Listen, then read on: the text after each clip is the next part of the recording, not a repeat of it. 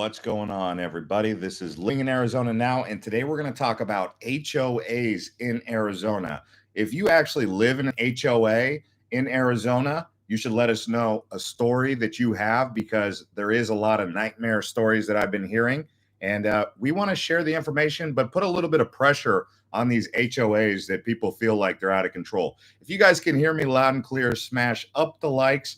Let's get this video out to a large audience as we continue to have this conversation about HOAs. So if you're wondering what an HOA is, they're basically for people who are homeowners buying a home. So if you're thinking of buying a home in Arizona, or maybe you're just curious about HOAs, today we're going to be talking about what you need to know about homeowner associations, especially in Arizona, the hidden fees, strict rules. We're going to break it down and get down to business. Over 50% of homes in Arizona are under an HOA, but are they worth it? And are they protecting your home value, or just controlling your life and trying to make a quick buck off you? So that's what we're going to be talking about in this video. Smash up the likes if you guys can hear me loud and clear. Let me know where you're watching from. Let's get this video out to a large audience, like I said. So the first thing you need to know is an HOA, Homeowners Association. It's a private organization that sets rules for the community, collects fees to maintain shared spaces. So if you buy a home in an HOA neighborhood, you automatically become a member, and you're required to follow the rules and pay their fees. Me personally, I have a home in Mesa. I pay $250 a month for an HOA. That adds up, as you know. You got the mortgage, then you got the insurance, and then you got the HOA, so it can be quite pricey. Fees average between about $100 to $300 per month, and some of the rules that they really crack down on, and it's not all bad, but they're basically upkeeping the appearance, the landscaping, making sure people's pets aren't getting out of control, because, if the neighbor's dog is really, driving you nuts, they might say something, and, something like that. Or if the kids are knocking on the doors, you could call the HOA and they could send out a mass email saying, have your kids stop pounding on the doors. Those kind of things tend to be good. If there's a pool, a community pool, they'll make sure the pool stays clean and has the right pH levels and all that. But there's also a bit of a racket here, and that's why I know people are going to start sharing their stories. You guys can actually check the comments from people. They'll tell you the horror stories of living in an HOA. I lived in an HOA in Santan Valley. I wanted to build things in my backyard. It seemed like every time I was trying to put up a tree, if my tree was too tall, or if it was a certain type of tree, and I guess maybe the seeds, I don't know, maybe they were like complaining about the seeds if it was the wrong type of. I had to basically apply for everything, even an awning. I mean, if you have a backyard in Arizona, you need cover, you need shade, because it gets so hot in the summertime, right? So, I mean, it was just and I had to wait like 2 or 3 weeks for them to approve it, or like even respond. And then they would reject it and they'd say, please fix the small print. And I'd be like, oh my gosh, I just waited 3 weeks for you to tell me that I needed to fix the small print and resubmit. It was kind of like tedious like that. Thank you, everyone, smashing up the likes. Someone said it's never cold over there. Like, never. In Arizona, it gets cold. Of course it does. I mean, we get frosty mornings in Phoenix. I mean, even in Phoenix, but of course it snows up top, up in the northern, part of Arizona. So let's talk about HOAs more. Most commonly, they're going to be found in Florida, California, Texas, and then of course Arizona. Arizona being one of the top states, along with Florida, Texas, Arizona. Some of the least common places, if you're really trying to get away from HOAs: Vermont, Maine, Midwest. Places that have older communities. Obviously, in Arizona, if you live out on a piece of property, you're not going to be dealing with the HOA. So that's why having a big piece of property with a home can be better. So, but Arizona has some of the highest HOAs in the country. Over half of Arizonans live in an HOA community, because many of the neighborhoods are newer master plan developments that include amenities like pools, golf courses, and gated security. So that sounds good, but let's take a look at the other side, right? So what are some things that the HOA really hounds you for, right? Community pools, signage, also exterior paint colors. You can't paint a certain color because it's not in compliance with the rest of the neighborhood. Some people would say that's a good thing. Other people would say not such a good thing. Landscaping, desert-friendly plants. Parking of RVs, like if you're going to park a car or boat in the driveway, they'll say something about that. So you own the house, but you don't get to do anything you want to do in an HOA community. So short-term rentals like Airbnb, Vrbo, those are places that, even if you stay there or rent it out, you still got to ask the HOA for permission for a lot of that stuff. So what kind of decorative items are you going to put in your yard for Christmas or whatever? I mean, they can send you a fine for who knows what. But common area maintenance is what they're really looking for. Water use rules, age restricted communities, 55 and up. Those are another place that have a lot of HOAs. But Arizona HOAs compared to California, I would say they're both really difficult to deal with. I mean, especially if you're in luxury communities, the fees can be over $500. Really crazy, right? So HOAs help maintain the property, provide amenities, but they come at a cost financially and to your freedom, right? So but the pros here, let me give you the pros and cons. Neat, uniform community look, right? Access to amenities. You get access to a pool, you get access to a park, they'll upkeep it.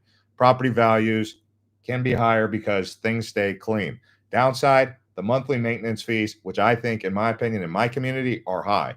And here's the thing, they have way too many people working at these HOAs, kind of just like answering emails and answering phone calls and just playing kind of like reindeer games. It's like they're just on the clock. It's like there is just an excuse to say, well, this is why we have to justify collecting $250 from all 100 homes per month in this community. But here's the thing, these HOAs, they don't just manage one community, they manage like 25 different communities. There's like corporations that manage HOAs for multiple different communities. Even if you go to their website, you'll pull down the drop down menu and it'll say like, I don't know, do you want the community in Peoria, Glendale, which one in Glendale, which one in Phoenix, like that. So it's just kind of funny. But I mean, they can really crack down on you with some legal issues. I mean, especially the fees, the fines. It's just, I've heard some nightmares. I mean, you can read the comments right here. Jenny says, I'm in Gilbert, new community. HOA isn't dedicated to the community yet. So, okay, for now, we have 2 pools, about 6 playgrounds, great for kids, $165 a month. I think that's a good price. Thank you, everyone smashing up the likes, by the way. Someone says, I was looking to move back to Arizona, but I would never buy a house with an HOA. I know. I hear you, Tori.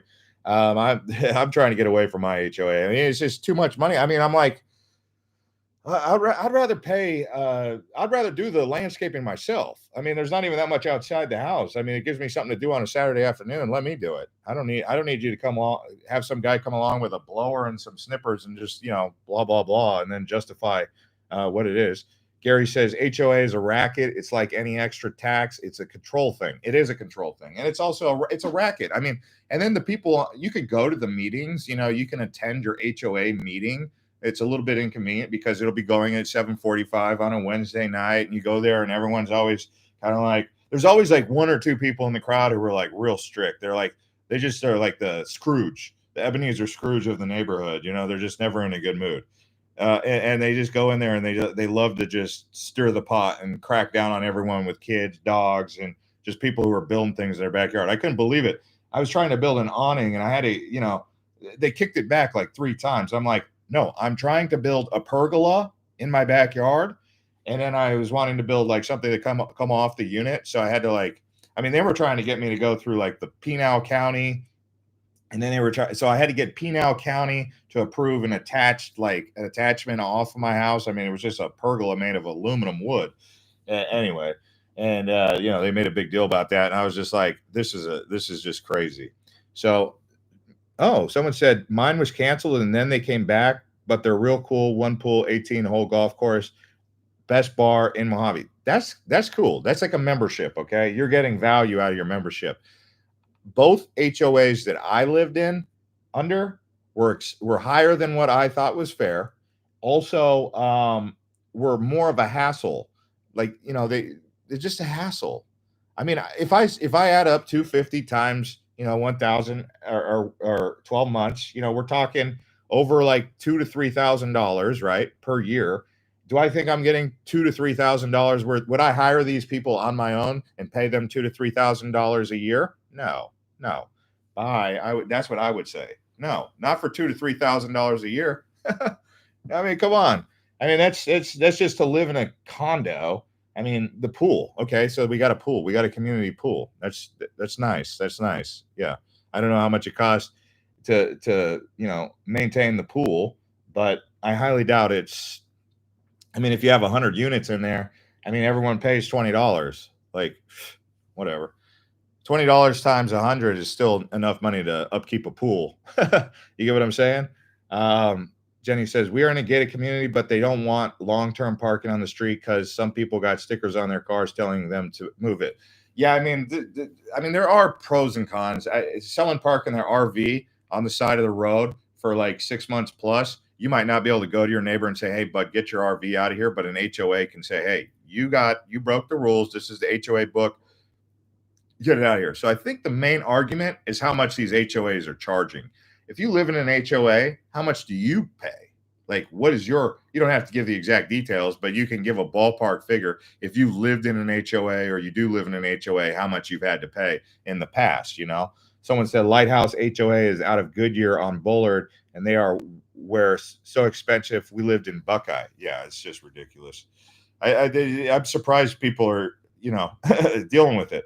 But what they have is these things called CC and Rs, covenants, conditions, and restrictions. So what they basically have is this big rule book, and you got to follow every time you move in, you got to read through it. And sometimes it's like 18, 20 pages, and you got to read all the small print. And it'll say like upcoming special assessments, rental and pet policies, financial health of the HOA, how strictly are the rules enforced. I know that mine, even if I wanted to like expand the side of my uh, garage, the pad where you come in, if you have two cars, maybe on the side you want to build a footpath. Like I don't know, maybe you put in pavers or you put in like a little bit of extra concrete. I did that, and they were complaining at me because they were like, "Oh, you can't expand your." Everyone in the community was doing it, but they were like, you can't do it unless you ask for permission. So they like to have this like you got to ask for permission kind of attitude. It's just funny. Um, but so you guys tell me, do you guys think HOAs are a good thing in Arizona or a nightmare? Would you live in HOAs? Do you like the strict rules? Tell me the stories, what you guys like to talk about with the HOAs. I mean, obviously we've talked about the pros and cons already, but I mean, people living in HOAs right now, what do you guys think? Someone said we had no park. Everything was taken care of by the city. The streets, lights, the flood park, and all was taken care of by the city of Buckeye. Someone said, "Don't move here. We don't have enough water." uh, I live in Carefree with an HOA of $60 per year. Wow, that's great. I'm a small fee, but the HOA carries as much weight as someone that charges $850 per year. Gary, that is great. That is great. See, I don't mind paying like I would say maybe I'd pay $1,000 per year. So $85 a month, I think, is a decent HOA price, right? 250 what I'm paying right now. I just look at that every time and I'm like, because if you try to rent out your house, the people who are renting your house, they're not going to actually want to take on the HOA fee. They just want you're thinking in your mind, well, okay, so if I'm going to rent this out, and my mortgage is $2,000, they're going to pay the insurance, but then you're not taking into consideration you've also got to pay the HOA, and the renter is not going to want to pay that HOA fee for you. So automatically, there's a loss right there if you're trying to be someone who's trying to be like a landlord or something like that. Family First Card says, okay, I Google it. I won't like a HOA. I can do it myself. Yeah. HOAs are privately owned by the community, basically, but by this agency that manages the HOA for the community. Homeowners Association is what they're called. Sound cute, right? Sounds nice. Thank you to everyone who's smashing up the likes. I'll keep going if you guys smash up those likes. Good evening, Aaliyah from the Netherlands. Wow, we got such a diverse crowd out here today. Where's everyone tuning in from today? HOA fees in Desert Mountain are $10K a month. Oh, okay, wait. Desert Mountain, that comes with like golf access, right? Like you get access to the clubhouse at Geronimo and Cochise and Apache and all those beautiful golf courses, right? Chiricahua. I mean, that's what I'm assuming. That's in Desert Mountain, but I mean, Desert Mountain is a master plan community up there. That's like, have you guys ever been to Desert Mountain or up there? If you ever go out towards Bartlett Lake, so after you go north on Pima or you come up on Scottsdale Road, you go right off of Carefree Highway. If you're coming off of Pima, if you come up on Pima, you're right there at Sky Ranch. You go straight ahead. There's one of the entrances to Desert Mountain. But if you go right out towards Tonto Hills and then up towards Bartlett Lake, you'll see on the left, there's this big community. It's like the best in Arizona. It's called Desert Mountain. Someone said access to golf clubhouses. Yes. food and beverage is separate. I mean, you'd have to golf a lot in order for that HOA to make sense. But people go to Desert Mountain. They got money anyway, so I'm not really so sure that they know what they're signing up for. Desert Mountain's in a league of its own. That's not like some Tierra Buena condominiums in I don't know 35th Avenue and Northern or something. Just the 1 acre lot in Desert Mountain is $1 million. Yeah, Desert Mountain. I mean, that's yeah. I don't know. I mean, all you're getting is golf out of that. Are you sure you're just getting golf out of that? Lakeland, Florida, and I guess you get security as well. Someone said, looking to move to Verrado, Arizona from Canada. Hey, Ryan, did you see our video that we made last month about Buckeye? I showed you all around Verrado. If you want to watch that, it's on the channel. You go to the category on the playlist on the homepage called City Tours, and you should see Buckeye on there. Is it City Tours, I think? But yeah, I mean, if you're looking to move to Phoenix in particular, you guys can go through all of that and see. I mean, we've got tons of city tours that can be useful for you guys. But that one is actually, let me see, Arizona City Tours should be on there. Maybe I need to update it. Yeah, it's on the homepage. Either way, you just look at the most recent videos. You'll see Mesa. We did Queen Creek, Glendale, Buckeye, Gilbert, Chandler. That was all last month or in April. Someone said, is it true that Arizona has a problem with water? Oh my gosh. This one is a whole subject all in of itself, but Arizona, okay, so before Arizona was able to actually continue to build, they had to prove to the federal government that they had enough water, and they basically said they have they have at least water for 100 years, okay? Let me see if I can get the most accurate data on this, but this is something that people always say. I'll tell you how you know about Arizona water shortage. So there's a couple different ways Arizona, or Phoenix in particular, gets its water. Water table. That's why if you ever wondered why we don't have a subway system, well, they'd break the water table if they went too low, because there's a lot of water underneath the city in the aquifers. That's not the biggest way we get the water. Most of it comes from the SRP, Salt River Project. And that's, you can measure the Salt River Project. Just go out to Saguaro Lake, go out to Granite Reef Dam, go out to Apache Lake, and then go up to the top one. I would say that's probably the biggest one that you can check out. That's going to be Lake Roosevelt. Even down in Tempe, they're starting to build up the Rio Salado Project, which is more of a lake also, which is backup water. So Arizona having a significant water shortage driven by a long-term drought. Yeah, it is a thing. Reduced Colorado River water. That's the other side. That's going to be called CAP, Central Arizona Project.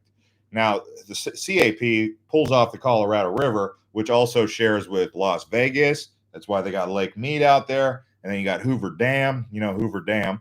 And then you got down in Arizona, you got like Lake Havasu City.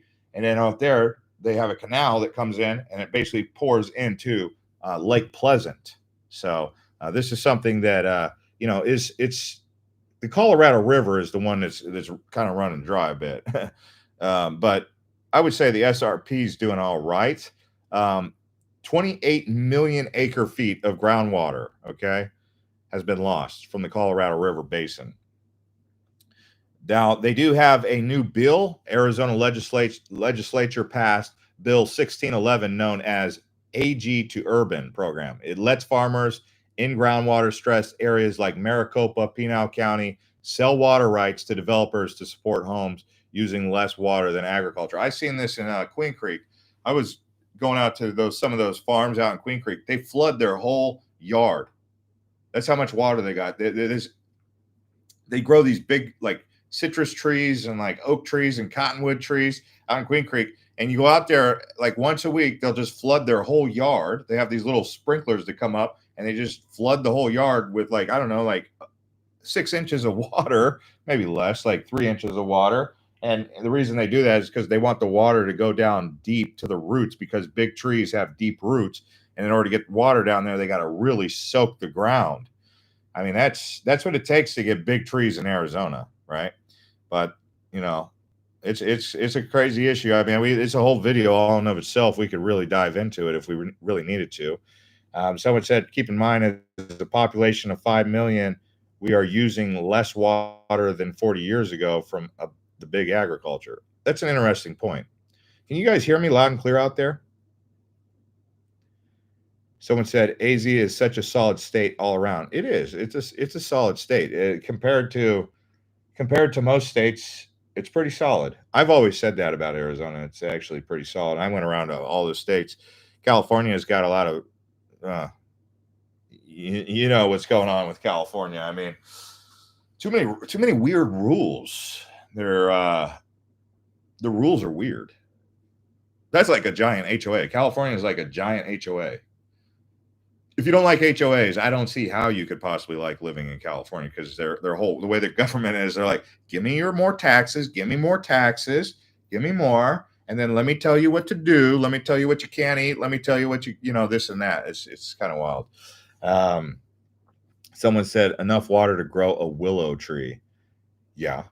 Someone said, to all Canadians, invest in Arizona now. I did and love it. Investing in Ontario, waste of time. There's a lot of Canadians down in the Southeast Valley of Phoenix. Someone said, tell me more about Cali. Well, I mean, what do you want to know? I would say the best place in California is probably in the South, Southern Cal, like around San Diego. Seems like those guys have fairly sensible logic. San Francisco Bay Area seems to be the one that's just a little bit squirrely. But then again, Los Angeles is doing everything it possibly can to prove itself to be the wildest place in the Wild West. Someone said AZ has a strong Second Amendment. People get rich in California because they have what's known as jobs and opportunity. Really? Yeah, I guess. Um, I lived in California for a few years in San Diego, and from what 2012 to 2014, when after I just got out of the military, and I was like, no, this job market is not that good. No, I and I was coming out. I had a bachelor's degree, and I was fresh out of the military, and I was like, this isn't a very good economy in California around 2012, 2014. So please help me understand what's so great about the. Obviously, I mean, if they didn't have jobs and opportunities, they wouldn't be able to charge as much, I guess. But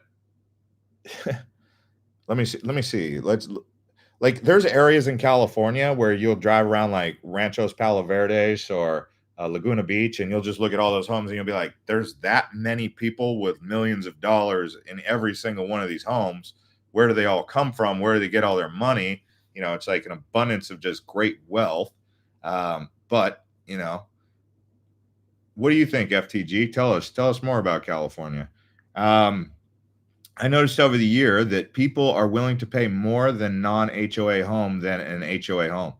Well, I mean, if you were going to get an non-HOA home, you're going to have a big piece of property, maybe in New River or maybe out in Apache Junction, or I mean, it seemed like all the big acreage where people were building, to have acreage out in Arizona, it's kind of slipping away. I mean, I guess you could go out towards Buckeye, which I would not recommend that area. It's not out there by the White Tanks is not very nice. I mean, the closer you are to the foothills of the White Tanks, it's all right, but Superstition Mountains around Apache Junction is where it's at if you want beautiful acreage, beautiful views. The Superstition area is nice. Superstition Mountains. South for property, I mean, around Florence. Santan Valley has some nice mountains where there's some property. It's gotten expensive. Then you have New River, Cave Creek, Carefree, expensive. People are now starting to bump up towards Wickenburg. They're also going up towards Black Canyon City now. You guys have seen all that.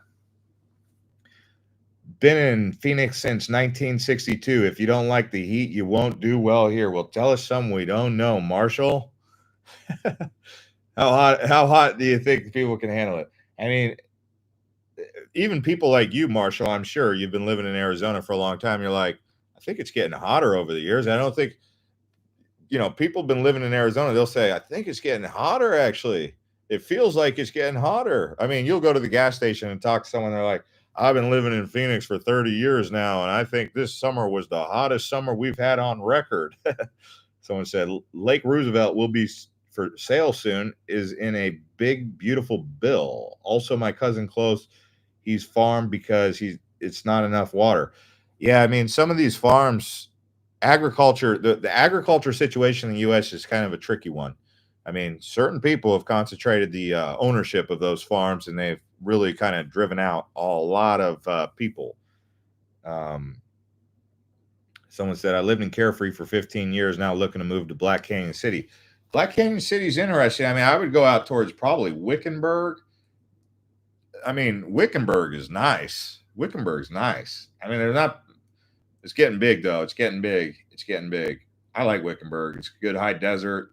Um, the benefits of high desert, a little bit cooler, a little bit greener, like down in Buckeye, you're going to get some shrubs, like a bunch of sagebrush and, desert willows down there. Um, maybe a couple Palo Verde trees and like a couple cactuses that are barely hanging on. But you go up to Wickenburg, they've got like mesquite trees, ironwood trees, Palo Verdes, tons of different varieties of cactus. They got barrel cactus, they got saguaros, they got, staghorns, choyas. Choyas are not fun, but you know what I'm talking about. BA Jen says more concrete equals higher temps in AZ. Sun reflects concrete more than sand. Yeah, it does. That's the thing is the more they pave the desert in all directions, it does create a man-made kind of warming effect. It really does. It's not even that's I mean, if you've lived in Arizona long enough, you'll know that, how many of you have lived in Phoenix since the 80s or 90s? In the 80s or 90s, we used to get monsoons all the time. All the time.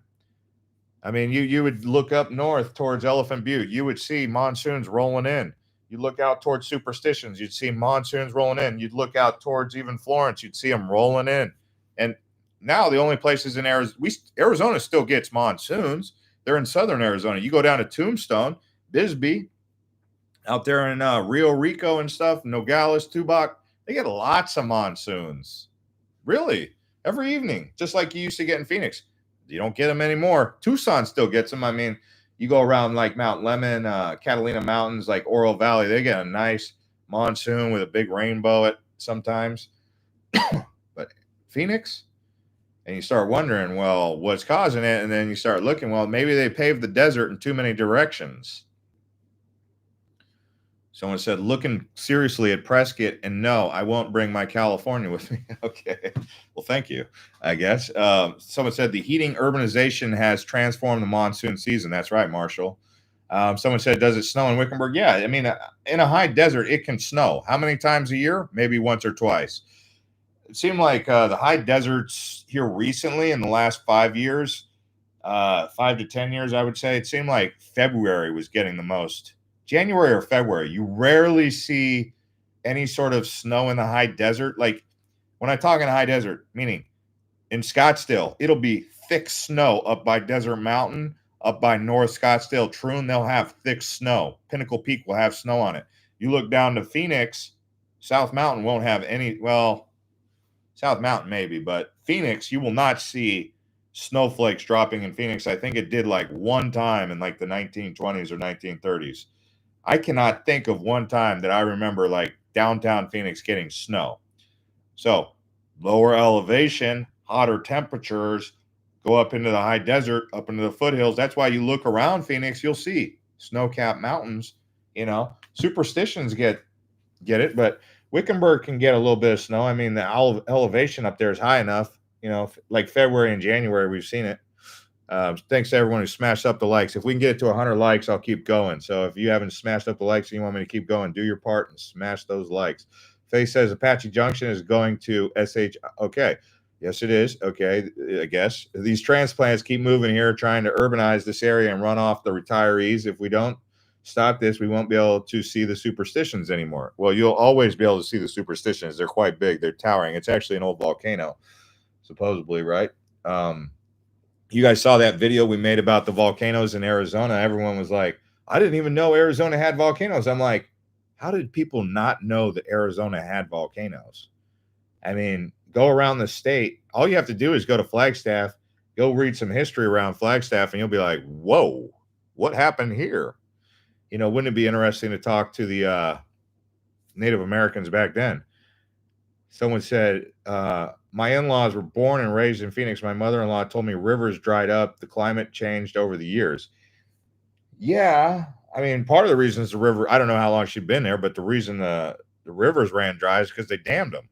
Now that would be going back towards like before the 50s, but I don't know how old she is. I mean, the Gila River ran dry because the Coolidge Dam.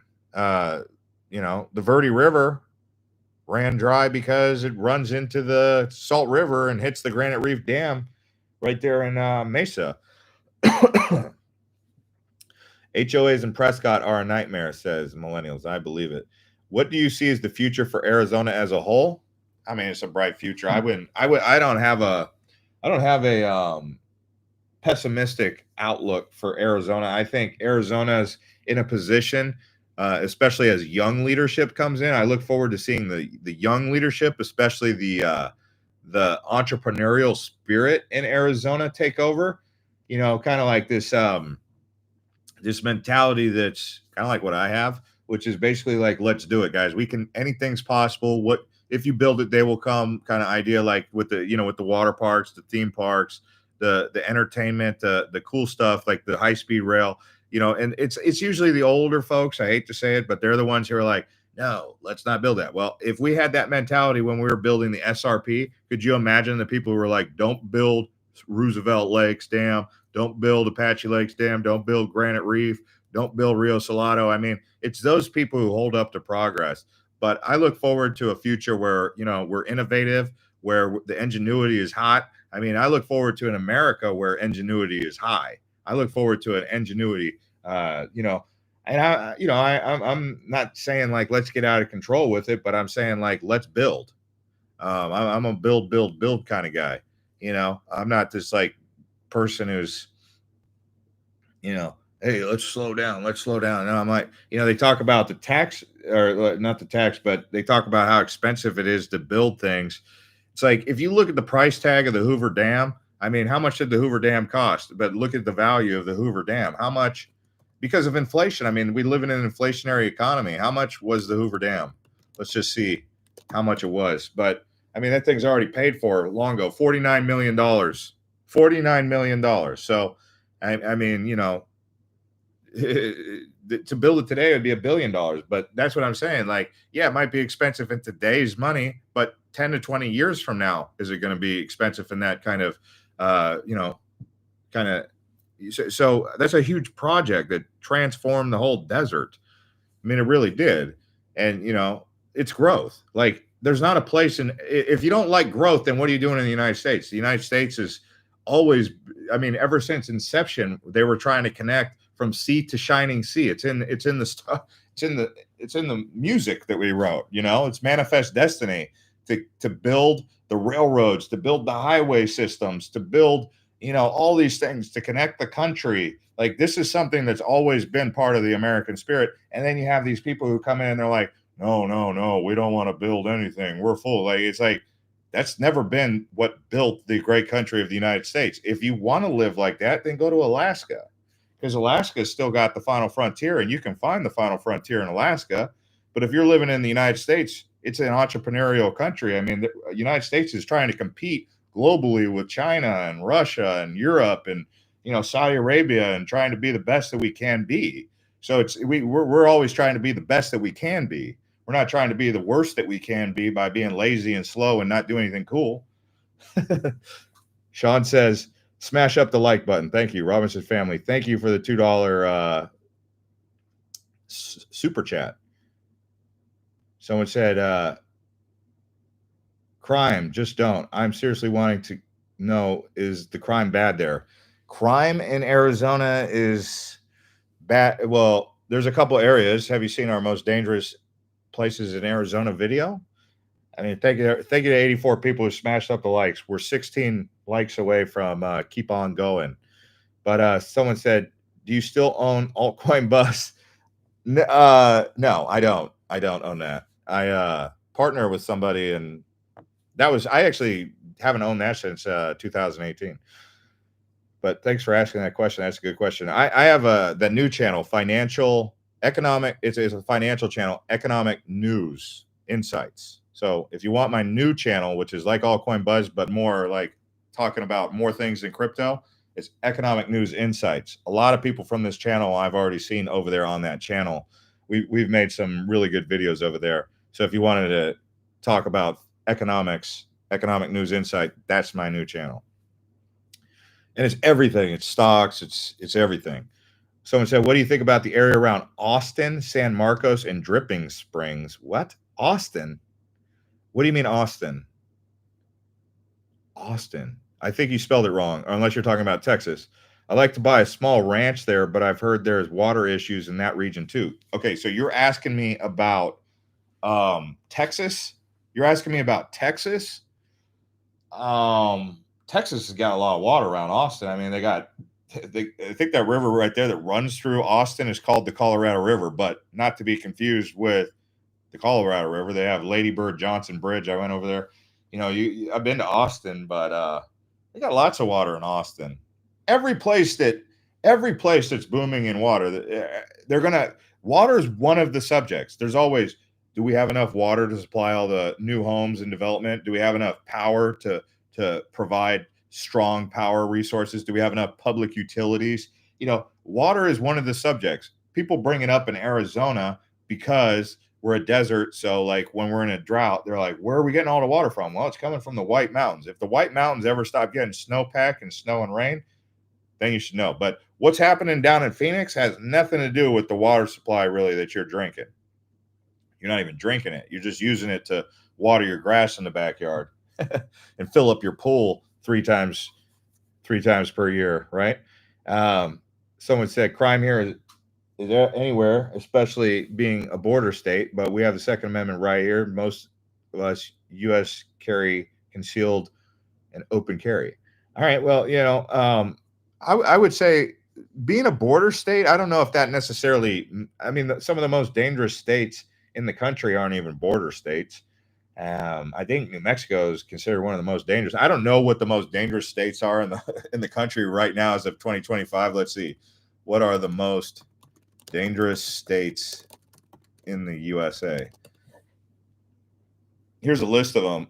Alaska. I mean, Alaska's not really that dangerous, but they have a lot of weird stuff going on in Anchorage. New Mexico. Yeah, it's New Mexico. Tennessee, Arkansas, Louisiana. So, I mean, New Mexico is a border state, but Tennessee isn't, Arkansas isn't, Louisiana isn't, Missouri isn't, South Carolina, Alabama, and then, Arizona comes in number 9? Wow. So I guess you're right. I mean, it does have something to do with the border there. Wow. Oklahoma is on there too. Arizona is at number 9 now. Man, what do you guys think about Joe Arpaio? You ever miss him? Sheriff Joe? I'll tell you who doesn't miss Sheriff Joe. Those people who ended up drinking and driving and then ended up in Tent City with pink underwear on. I'll bet those people don't miss Sheriff Joe. You guys all remember Sheriff Joe Arpaio? If you got a DUI, you had to go to Tent City, and then you had to wear pink. That's how Sheriff Joe used to roll. I don't even know what happened to Sheriff Joe. Someone said, I pay about $650 a year to get notices I need paint or plant, etc. Pinal County.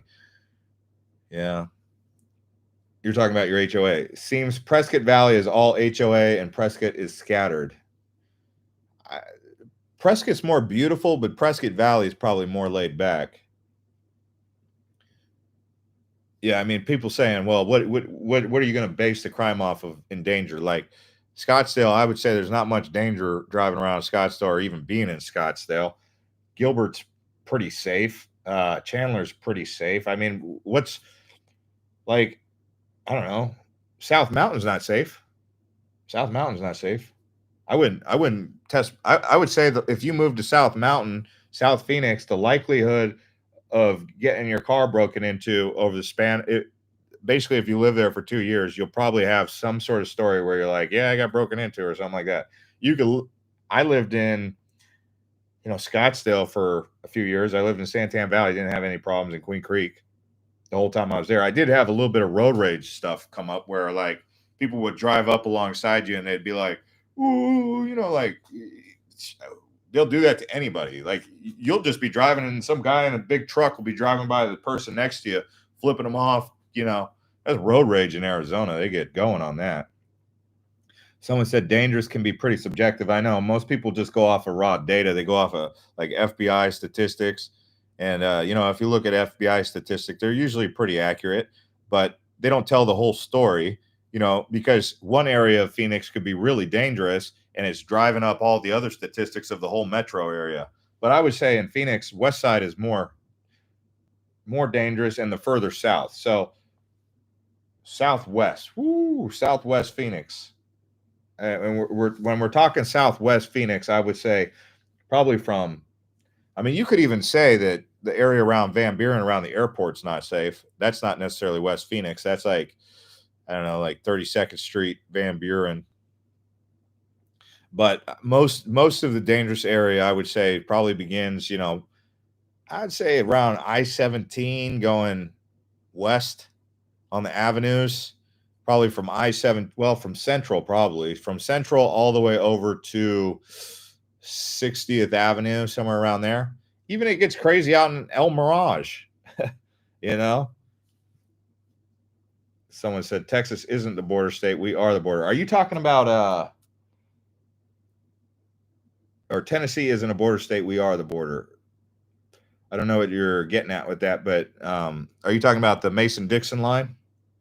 I don't know what you're getting at with that. I'm tracking. I'll pay attention. Faith says, I had a DUI and didn't go to Tent City, but I actually do think that the tents did a good job because no one wanted to go back again. So I believe it served its purpose. Yeah, did DUIs go down in Arizona or what happened? They must have solved the problem. It must have been like a big shock, like a shocker. Population. Okay. How much? Know much about Queen Creek? I know a lot about Queen Creek. I used to live out there. What do you want to know? The Queen Creek Marketplace or what? They got Sneff Farms. They got the olive mill right there. They're also annexing parts of unincorporated Santan Valley. So someone said, if you could take someone to just one spot in Arizona to show its true beauty, where would it be? Sedona, Oak Creek Canyon, Sycamore Canyon. Take them up towards Flagstaff. Yeah. If I wanted to show them around Phoenix, the most beautiful place in Phoenix area, I would probably take them, if I was in the city, to Camelback Mountain. If I wanted to go a little bit out of the city, I'd probably maybe take them up towards Cave Creek to Spur Cross, or I'd take them over to Salt River, and I'd take them towards like Saguaro Lake. Someone said Prescott is gorgeous. Prescott is gorgeous. Someone said we need a new Tent City bag. We need Sheriff Joe back. I don't know about all that. That's a funny one. Someone said, remember that your HOA fees are due for insurance. Lots of insurance because people are sue happy. I know. People are, aren't they? They're just like trying to find some reason to get somebody. People don't. I know people who are like haven't worked in a long time and they just live off of suing people. Like this one girl I met, she would literally sue people when she would get in a car accident, and then claim that she had like all these damage and stuff. And I was like, okay, that's not cool, because you're going after a little lady who hit you in a parking lot, stuff like that. Someone said, if you move here, don't stare at young carloads of young people. Just advice. That's true. Yeah, like young people. It's always been the case in Arizona, though. Young people just feeling frisky. I remember even the kids I went to school with were always like that. They were, especially at nighttime, they were just, it's young people. They don't got things to do in Phoenix but just be hooligans, huh?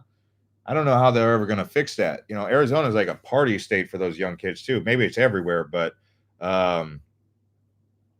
Marshall says, Jeff, have you ever been to Seven Springs north of Cave Creek? Yes, many times. We even made a video of a hike out to a secret waterfall out there. But yeah, Seven Springs, supposedly haunted. I remember one time, even when we were kids, we went out there, tried to camp in the the helicopters came out there, the police came out there because we were all trying to party out at Seven Springs. And I've got a lot of stories about Seven Springs. I don't know how many times I've been out there, more than two handfuls. I mean, more than 10 times. Yeah, I mean, camped out in Seven Springs. It's a nice place. It's really nice out there. It connects out towards Bloody Basin. Even if you go beyond Seven Springs, you get out into Sheep's Crossing. Someone said I was going to make my son log on to press the like. Oh, thank you. Yeah, everyone's already pressing up the likes. We got 109, so I kept going. You guys smashed up the likes beautifully. Someone says they'll be bums for the rest of their lives. Maybe. Someone said my HOA doesn't do jack crap. They only bother certain people and love to give out tickets. That's what I'm saying. The HOAs are ridiculous with that. Someone said we live in Texas, considering moving to Arizona when my husband retires, thinking about Chandler, Gilbert, or Mesa area. Yeah, those are all cool areas. I mean, I'm actually going to be doing relocation coaching, so people can contact me one-on-one and do a 20-minute phone call, and I'll put a link to that soon, and you guys can contact me and ask me questions maybe to help you. Because if you contact a real estate agent, they might try and steer you in a certain direction. Me, I'm not a real estate agent, so I'll just basically say, what are you looking for? You can ask me one-on-one question. I would say, paying whatever the $100 to pay me for my phone call is going to be worth it for some of you, because you don't want to end up in the wrong place. I know a lot of people, they moved to Glendale and they're like, they had to leave Arizona, but all they would have ever had to do was move to Gilbert or Chandler or somewhere else, because when they talk to me, I'm going to give them the full things to think about when they move to Phoenix or Tucson or wherever they're trying to move. I would say that, that one-on-one relocation coaching is going to be useful for some of you, not all of you, of course. I mean, most of you guys can figure it out, but I would say if I was trying to move to a place, $100 would be a great investment just to get the information that I needed tailored to my desires. Mark says, Jeff is the man for your Arizona needs. Thank you. Yeah, I mean, if you want to watch, I mean, you could start with just watching the videos. I mean, if you watch the videos, you'll see all of the information that we've provided for free. All you have to do is smash up the likes. But if you want to get me one-on-one, I'm offering that to people because I've gotten a lot of requests. People still to this day send me emails. And, I was thinking about it. I get a lot of emails from like viewers, and they'll be like, hey, Jeff, I'm thinking about moving to Payson or Show Low, or, what do you think about this? And I'm like, man, I'll give them a quick one too. But I was like, if you really want me to give you a quick, like a detailed response, then I'm going to have to take time out of my day to, give you that information.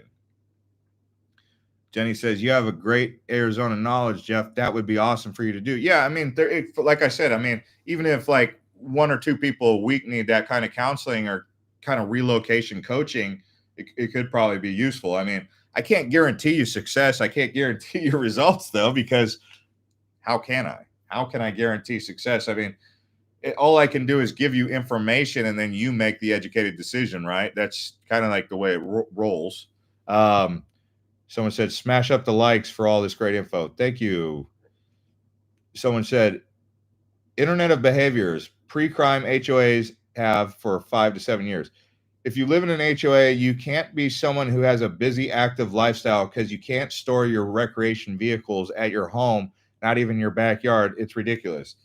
Yeah, so then it becomes another charge where you got to open up, I don't know, you got to get an easy storage or something like that. Like, and those storages, you guys ever use a storage in Arizona? Number one is in the summertime, the prices shoot up. They're like double or triple in price, because what happens is people do snowbird stuff. So they leave Arizona, and then they vacate the storage in the winter, prices go down. Then right now, storage prices go way up.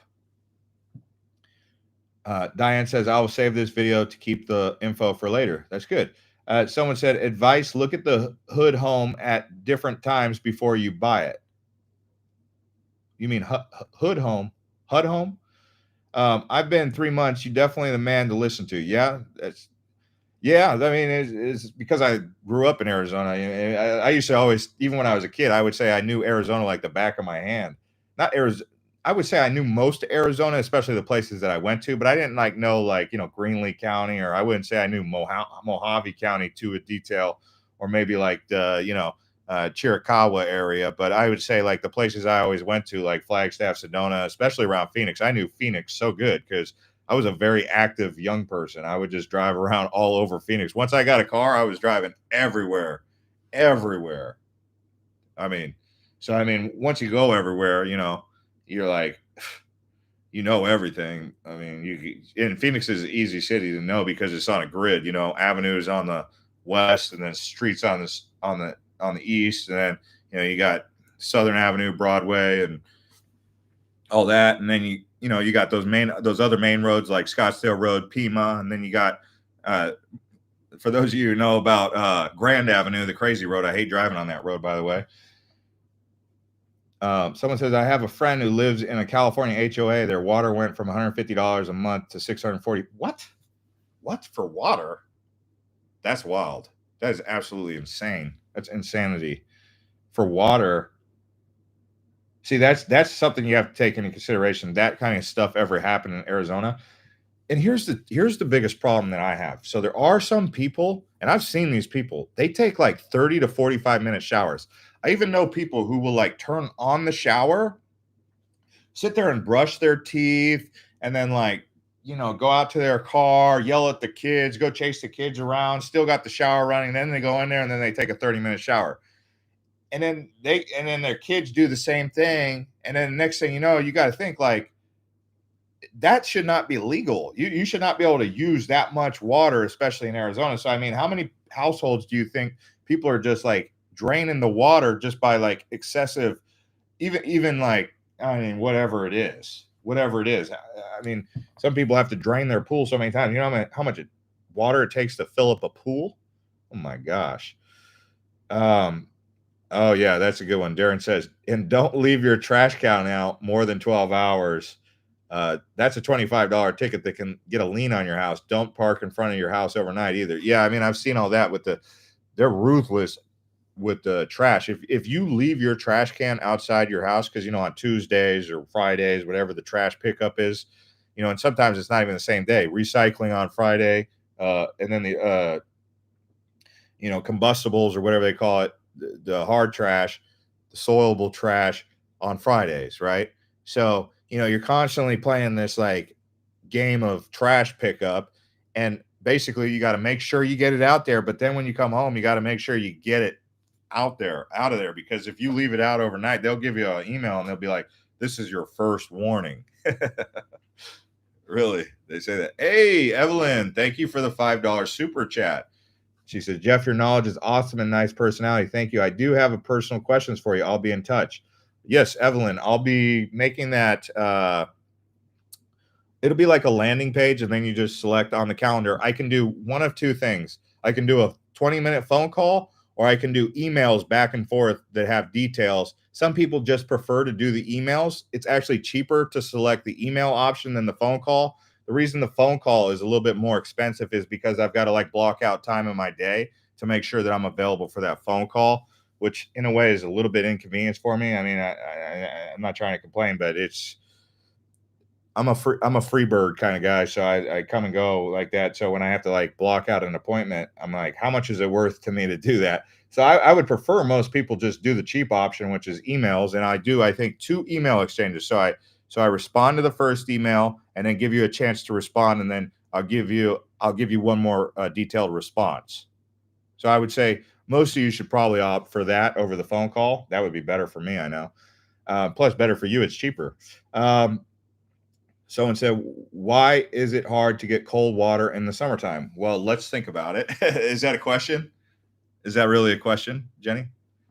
I mean, I'm not trying to be, anyway, I'll give you the simple answer, assuming that you don't know. It's because the ground gets hot, and so do the pipes. That was a good question, I guess, for some people, because I think a lot of people don't really think about that, right? Because on the flip side of that, it could be like, why does it take so long to warm up the water in the wintertime? because you guys know in Arizona it can get cold. Like it can get down to 28 degrees in Santan Valley. Even I've had 28 degrees, and at like 3 in the morning, it goes below freezing, and then it doesn't pull out of freezing until 6 in the morning. So for 3 hours, the pipes were frozen, and sometimes on the side of your house, the pipe will burst. The pipe will burst. That's why you're supposed to wrap your pipes with styrofoam. People call me, Craig says, warm pipes equal warm water. So hot temperatures equal warm pipes, and that equals warm water. That's the quick and simple way to put it. Marshall says water pipes are only a few feet underground, and some desert temps on this ground is 150 degrees on the hotter days. Yeah, I mean, there's some places that really radiate heat. Someone says some houses are better insulated and builders use copper piping. Never had that issue. Our new house has crappy insulation, and the builder used PEX, hot water, for 6 months. Yeah. Have you guys ever used a water filtration in your? Have you guys done like a water filtration where you got to buy those big bags of rock salt? You can buy those over at Lowe's, and Lowe's will install it for like $1,000 or $2,000 depending on the unit you get. Someone said, "Did you just malfunction? Anybody else hear him repeat himself 3 times?" I don't know. Did I? Did the chat video go through 3 times?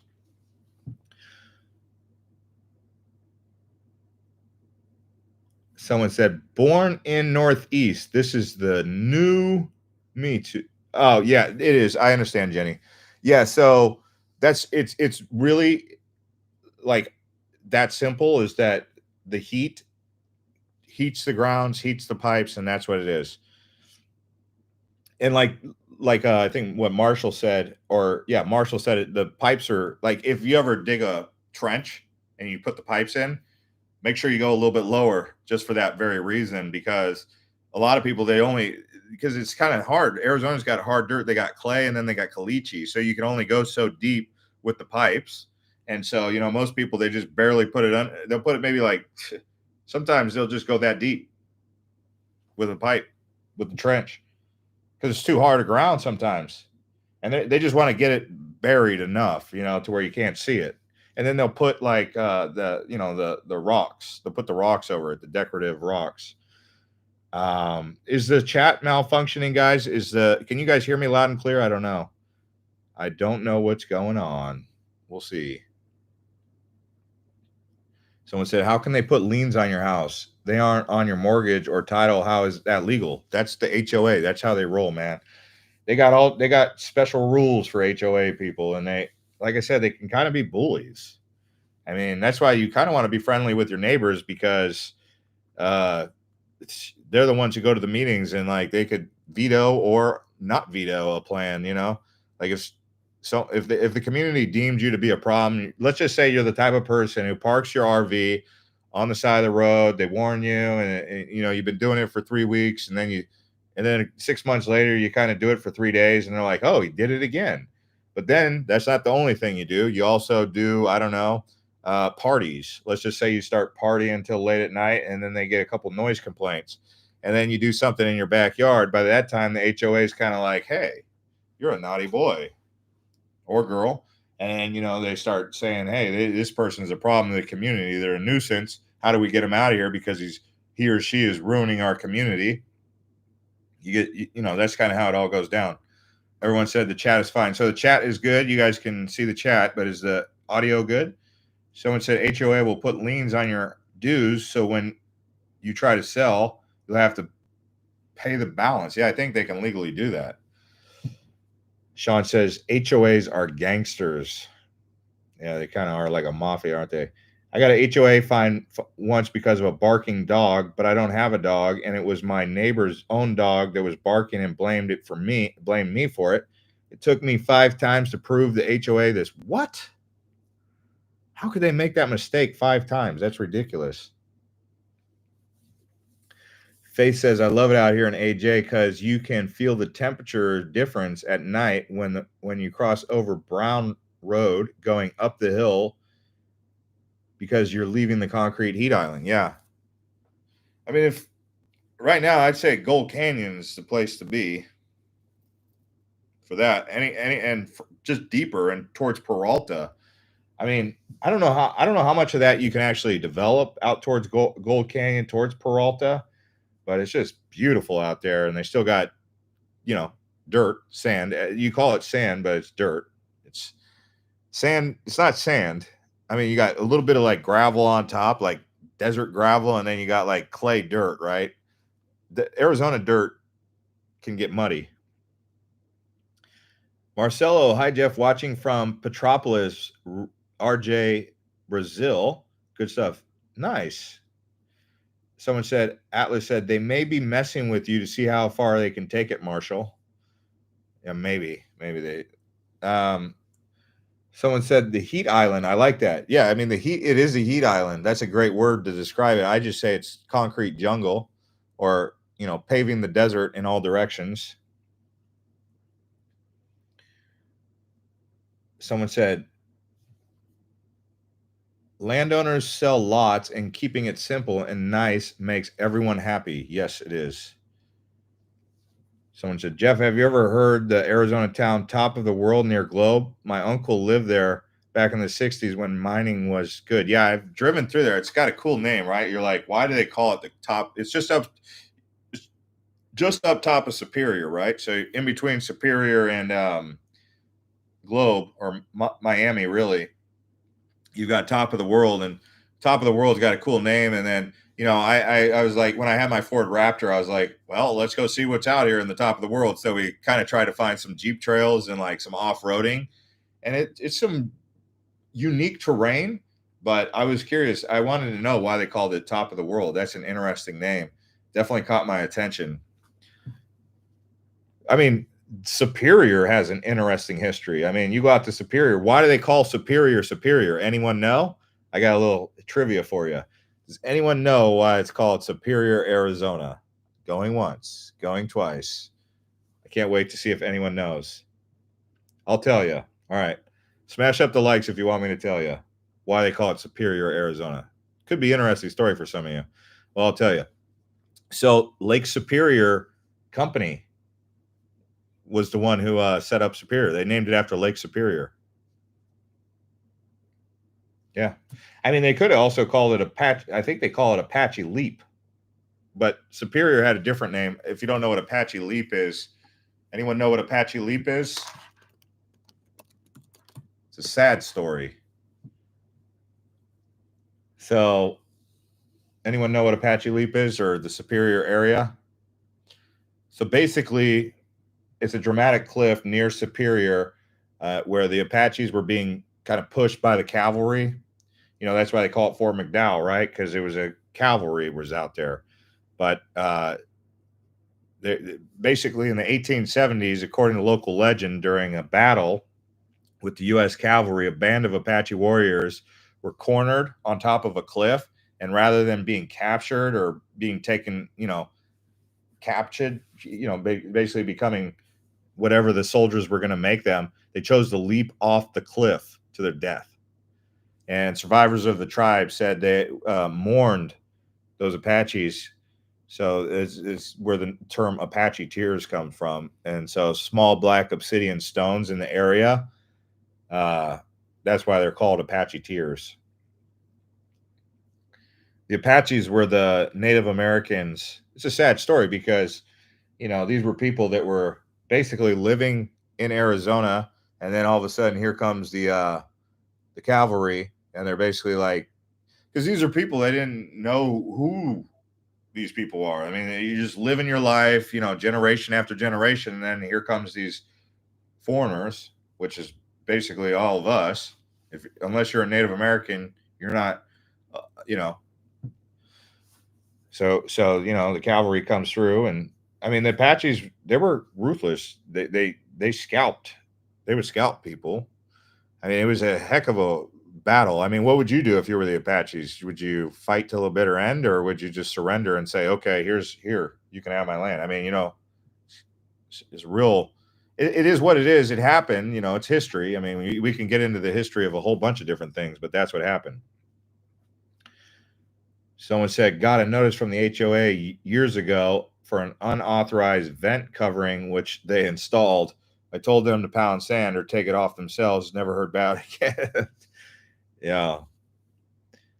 Brett says, my wife and son visiting my in-laws in Bullhead City now. I'm not. Hot 110 degrees this week. That's it. Ari says they kill so many Apaches in the Superstition Mountains. Yeah, I mean, if you ever take the Apache Trail, which, you know, out there past, oh man, you know, you go out past, it's called the Apache Trail. Why do you think it's called the Apache Trail? Why do you think it's called Apache Junction? Why do you think it's called Apache Lake? Because that whole area was where the Apaches were living. There's no Apaches out there now. They moved them. But that whole area, that desert, if you go out there past, oh man, what is that place called? What is that place called just past Canyon Lake? I know what it's called. I even made a video about it, but I'm drawing a blank. That's where they got the Jacob Waltz thing.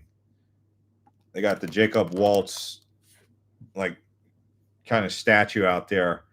I want to say it's called Flat Greasewood Flats, not Greasewood Flats. Man, I'm totally drawing a blank right now. It's right there off of Apache Trail. Anyone want to help me out? Oh boy, Tortilla Flat. Yeah, so starts at Tortilla Flat and then goes all the way up to Roosevelt Lake. You don't have to, if you take the Apache Trail, which just now opened, we did a video on it like 9 months ago. You can watch it on our channel. Just look up Apache Trail on the homepage. And anyway, you take that up past Tortilla Flats. That's where the pavement ends. And then you go all the way up to Roosevelt Lake. It's wild countryside out there. Real raw. Crazy, especially if there's like a monsoon coming in. Be careful out there. But up top, it goes up. You go to Roosevelt Lake. You go past all the lakes, Apache Lake. And then that's like the part of the Salt River project. And then you can just dip back down through, Globe, Miami, and come back through Superior and into, Phoenix. So started about 10 in the afternoon. I wouldn't do it in the summertime now. Because the reason I wouldn't do it in the summertime is because if you got a flat tire or anything, your cell phone won't work out there, okay?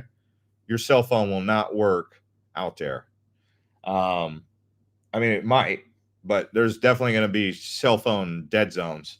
And you could easily get a flat tire out there. Or, so I would say if you're going to do the Apache Trail, don't do it from probably late May until middle of September. And then when you do it, make sure you have a spare tire.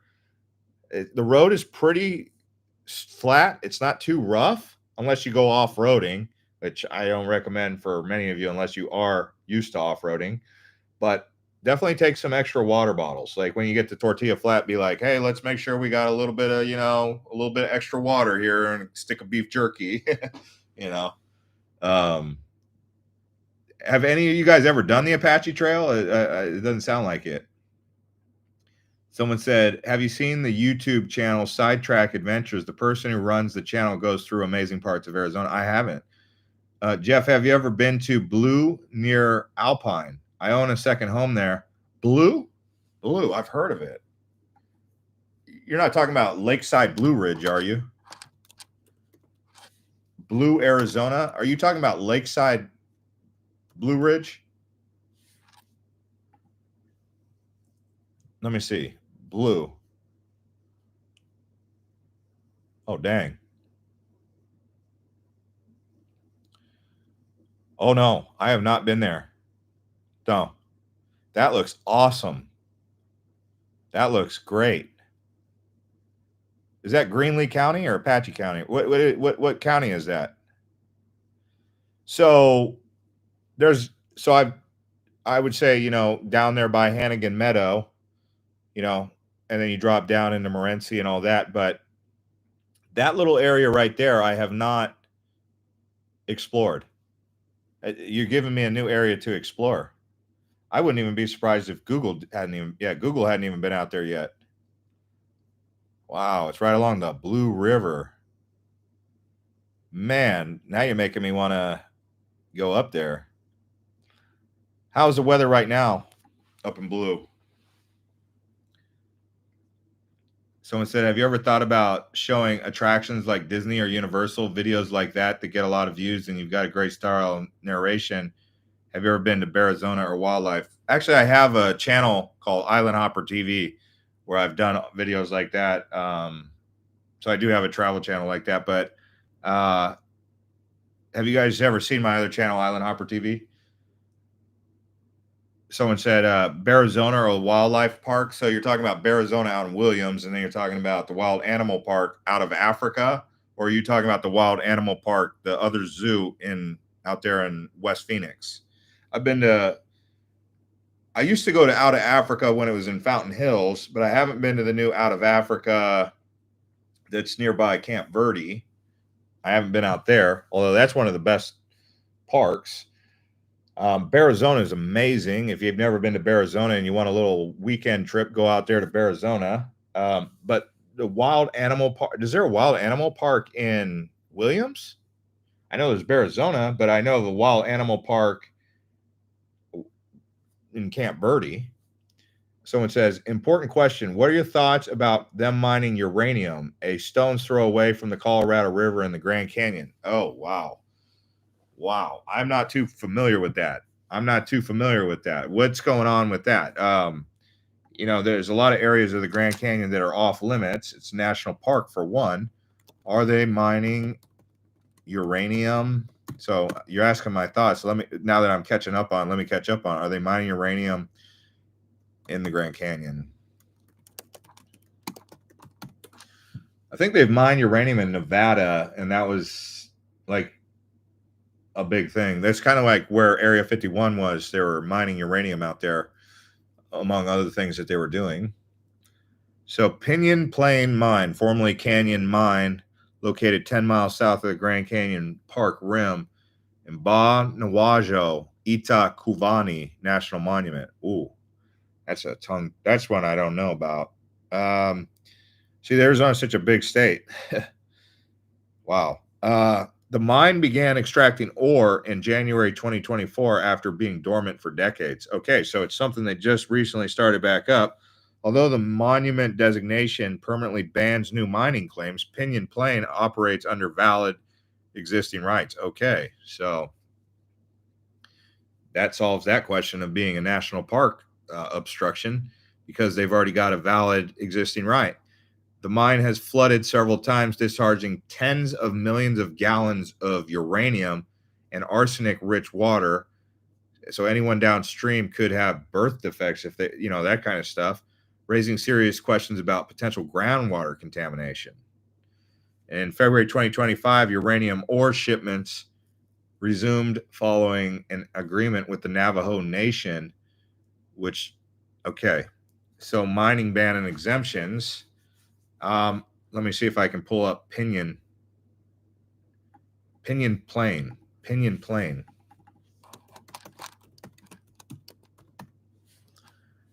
It's in that Tucson area, huh? It looks like Tucson. You got 1.6 rating. So it's next to the historical Grand Canyon Airfield. Okay, so this is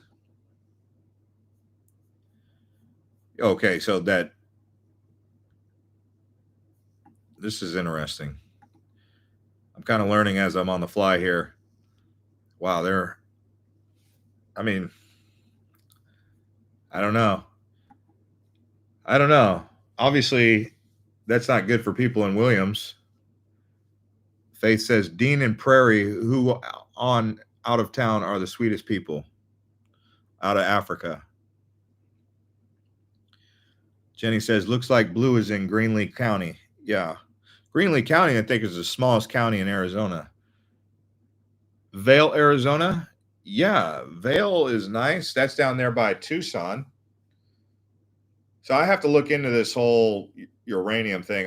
That might be a video subject after I do some research and get some more information on it. But thank you for that information. But if you're asking about Vail, the cool thing about Vail is they have canyon out there, or not a canyon, a cave. It's called Colossal Cave. Also, they have the other half of Saguaro National Park nearby there. But beautiful, beautiful desert out there. Rincon Peak also. I don't know if you can go up to the top of Rincon. I don't know how to get up to the top of Rincon. Has anyone ever gone out to the top of Rincon? I know they have trailheads, but I don't know if they have a road. I think they might have like a Jeep trail. Boy, down in southern Arizona, I went on some Jeep trails, especially down there by the Tohono O'odham. I think that area down there, be careful. Be careful off-roading down there in southern Arizona, especially if it's your first time. Because, you'll be looking on the map, you'll be like, well, if I just drive this road all the way through, I'll come out the other side. Oh, boy. I mean, I was in a Ford Raptor, thankfully, so, I mean, it could handle, some big rocks that were in the way. Because sometimes you get rocks in the road because when it rains, it exposes any sort of rocks underneath and just, makes worse than potholes in those roads. But down there in southern Arizona, I mean, it's a little bit no man's land. And it's kind of dangerous, actually. Kind of dangerous down there. Arivaca, that area down there. I would say west of Rio Rico. They got some off-roading out there. You know how it goes, guys. You know what I'm talking about. Marshall says, I off-road for many years, and I still love going through Box Canyon. Which Box Canyon? The Box Canyon and which what? Because there's a few Box Canyons. The reason they call it Box Canyon, my friends, and I know Marshall already knows why they call it Box Canyon, but the reason they called it Box Canyon was because when the when the settlers were coming, whether they be the Mormons or whoever they were, the new miners, when they were coming in on stagecoach, they'd be coming through the canyons or the washes in those canyons, and then Apache Indians would be on top and they would box them in, and then they would just kill the people in the stagecoach and take all of their valuables. I don't even know if I think they'd kill them. I don't think they would even let them live. So there's a lot of it could be a little bit haunted in any of those box canyons. But if you're talking about the one in Superstition Mountains, that's what it is. Someone said, go see Coke Ovens, awesome ride, Wolverine Pass and Butcher Jones are fun rides. Oh, and Four Peaks. The Coke Ovens, yeah, they're out there by I think it's out there by the Gila River, I think, right on the banks of the Gila, out there just past Florence. It's they're like these cool looking adobe ovens. They're like brick though. That's where gold is, yeah.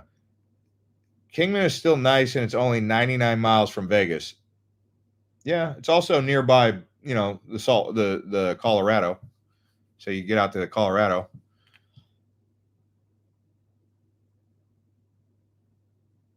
Someone says, is that the area what used to be Uncle Tom cabin? I don't think it's Uncle. I think you're talking about Martinez cabin. Are you talking about Martinez cabin? I don't know about Uncle Tom cabin. Let me see.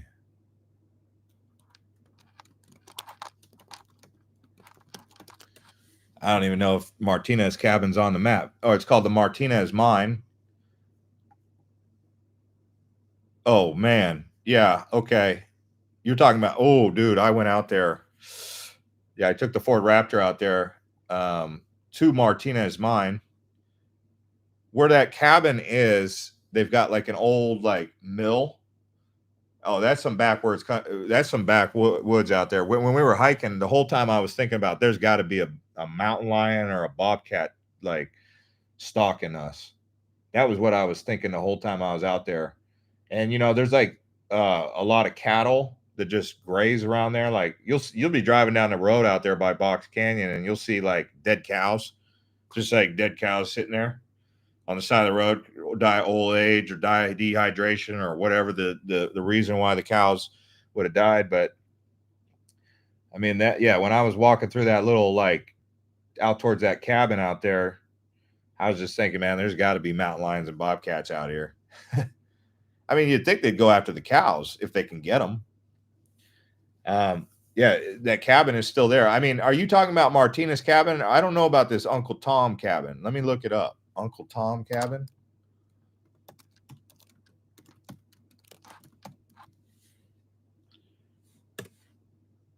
See, no, it's, you must be talking about Martinez, yeah?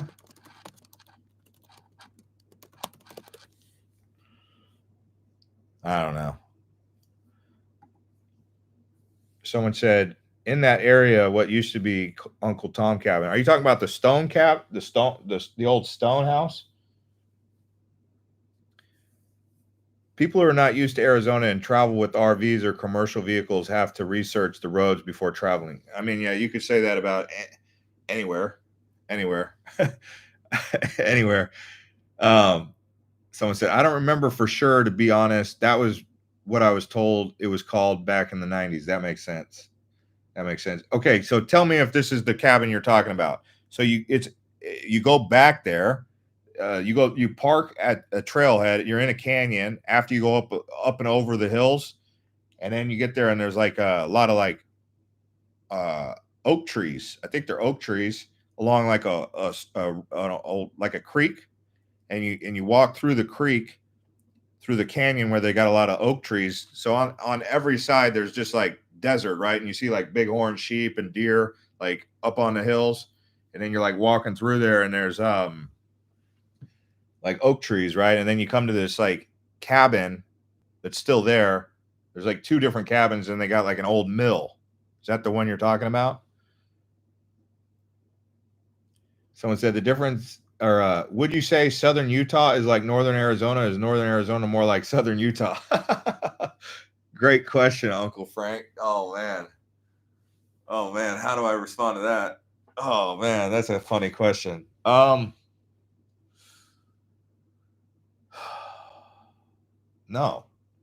I'm going to say they're totally different. And the only reason I say they're totally different, I think to a visitor, to someone who's not from the desert, they would say they're very similar and they couldn't tell the difference. But I would say yes, that the atmosphere, the environment in southern Utah feels different than the environment and the atmosphere in northern Arizona. That's what I would say. So I would say they're different.